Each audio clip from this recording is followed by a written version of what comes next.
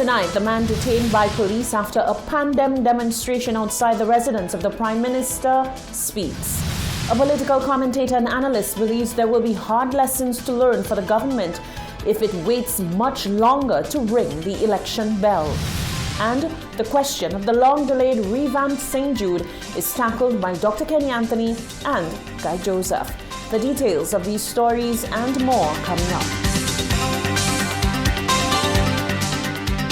This is the Hot 7 Nightly News with Lovelace and Amy Joseph.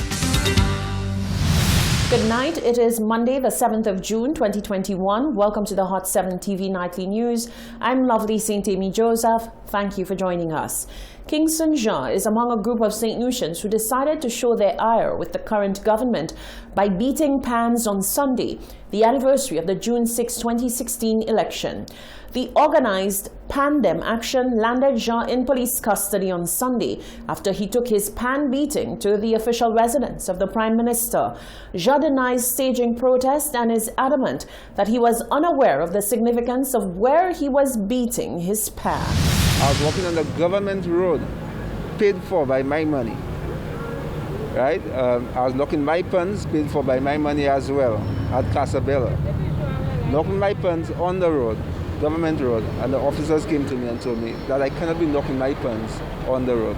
I found they were very rude and out of place for telling me that, but again, as I said, I'm a law-abiding citizen. If the officers tell me that I should not be there, then I decided, hey, I'll stop locking my pens there.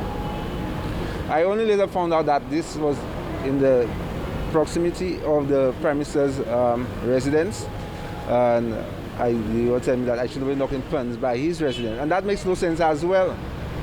People cannot walk on the road, make noise everywhere. Why you cannot make it by him? Why does the Prime Minister feel that he is special?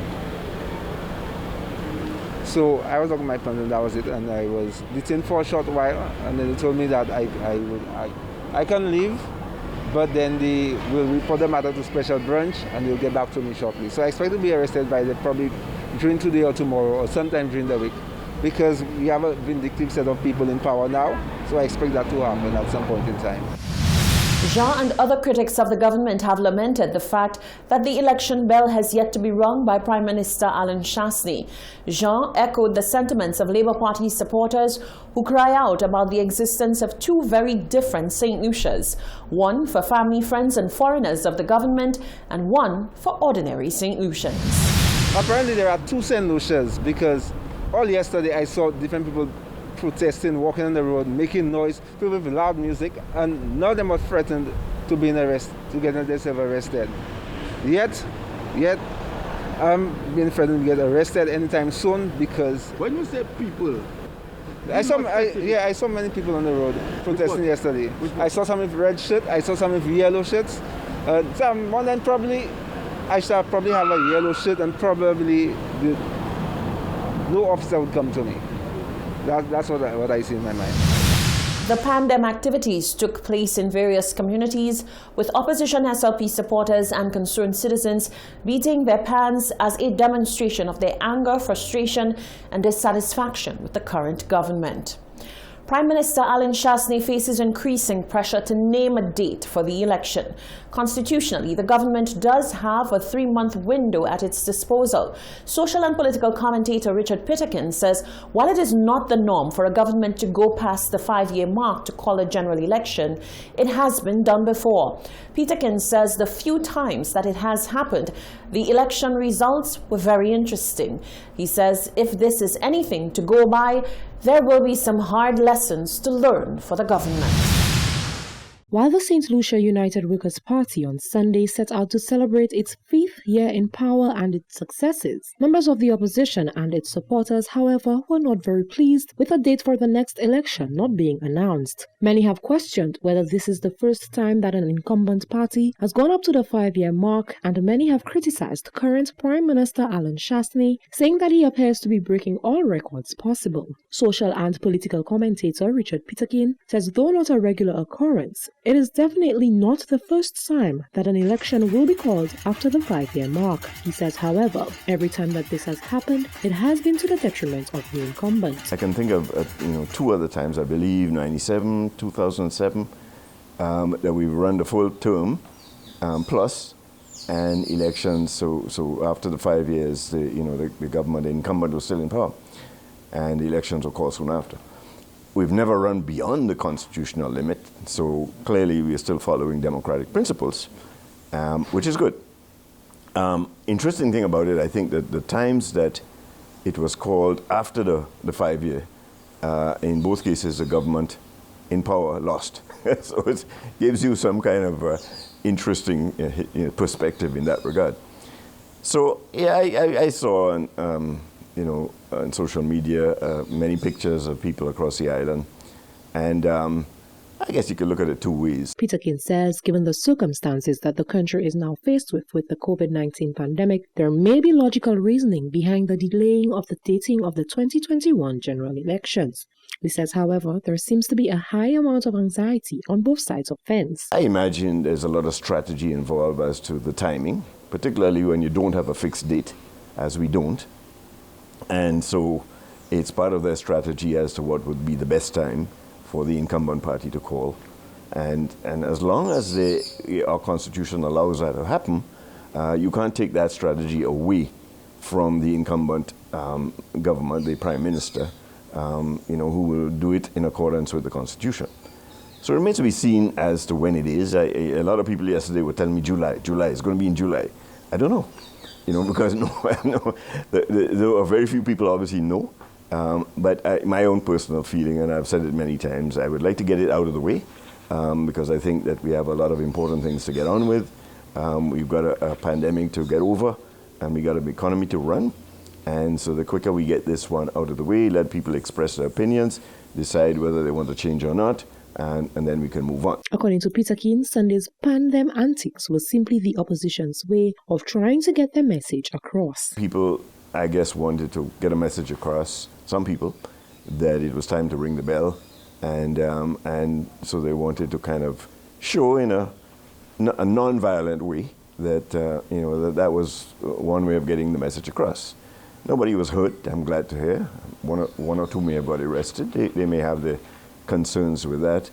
And interestingly, in an election that is being held during a pandemic, in which people's movements and everything are being restricted because of protocols, it's very difficult for a political party to try and get their message and their profile across. June 6, 2021 marked the 5th year since the United Workers' Party won the national elections. It is to be seen when a date will be announced by the incumbent for the 2021 general elections. Reporting for Hot 7 News, I am Genevieve Gonzague. Meanwhile, members of the public are airing their views on whether the ruling United Workers' Party, by way of Prime Minister Alan Chastanet, should hasten to bite the bullet and call a general election. Sunday marks the 5-year anniversary of the 2016 election. Elections are constitutionally due every 5 years. Well, I'm not a political analyst. I'm not pretend to be one either. I'm not Peter Wickham. I'm not Wickham Strong. But I'm saying that is who's in the seat will know when best for them to call elections. So I cannot say much about that. But I will say that as long as it is legal, it is in the Constitution. That means provision was made for it to pass the date, the year that the time is due. If the Constitution makes provision that they can go beyond, well, it's all in the purview of the Prime Minister. Nous respectons les house là. Si même pour ring bell là. Nous respectons ça.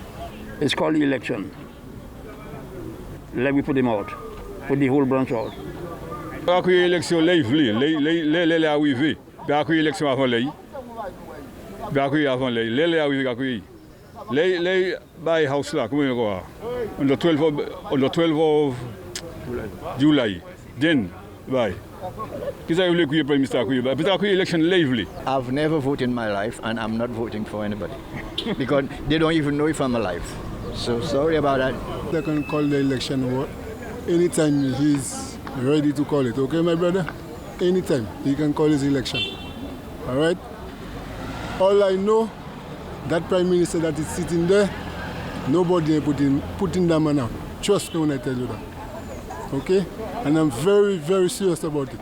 It was 5 years yesterday, that an election should have been called. I mean, it is due to the people. Let the people decide who should they vote. Are they going to go back to the United Workers' Party, or are they going to go back to the St. Lucia Liberal Party government to govern this country? And I think the Prime Minister even said that in his manifesto that St. Lucia no longer going to guess the date of an election. And I mean, he have not fulfilled that task. And right now, St. Lucian everywhere is calling for a fresh date for election and stuff and things. You're watching the Hot 7 TV Nightly News. Stay with us. Still to come, Dr. Kenny Anthony demands immediate attention to the plight of St. Jude workers. The Prime Minister touts achievements during the FLOBO Virtual Forum, but the opposition takes to its own virtual forum to pronounce the government a dismal failure.